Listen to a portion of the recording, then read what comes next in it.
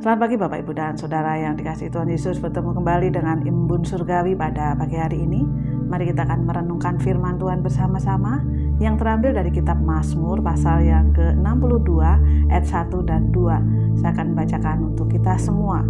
Hanya dekat Allah saja aku tenang, daripadanyalah keselamatanku. Hanya dialah gunung batuku dan keselamatanku, kota bentengku, aku tidak akan goyah. Bapak Ibu dan Saudara yang dikasihi Tuhan, beberapa waktu yang lalu ketika saya, anak dan suami pergi ke suatu tempat ya, kami melihat seekor induk ayam bersama dengan anak-anaknya. Nah, ketika hari itu mulai gerimis, induk ayam itu seperti memanggil-manggil anaknya ya, sehingga apa? Anak-anaknya itu mulai berkumpul dan induk ayamnya itu membawa ke suatu tempat yang agak teduh.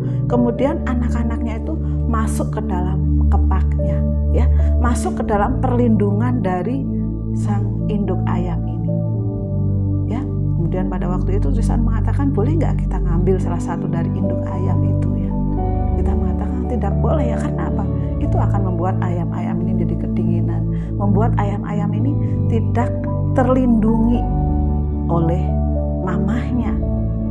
Kemudian ketika hujan itu mulai membesar ya, kami membuka payung kami untuk kami berlindung ya, seperti induk ayam tadi ya. Payung ini juga apa? Melindungi kami dari curah hujan ya. Payung ini melindungi kami ya, seperti induk ayam tadi yang melindungi anak-anaknya ya.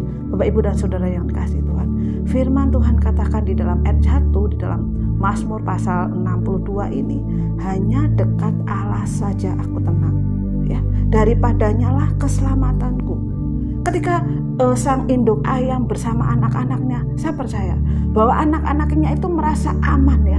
Anak-anaknya itu merasa tenang walaupun situasi hujan, walaupun situasi mungkin tidak baik bagi anak-anak ayam ini. Tetapi ketika dia ada di dalam perlindungan mamahnya, dia ada perlindungan di dalam perlindungan induknya, pasti dia merasa aman.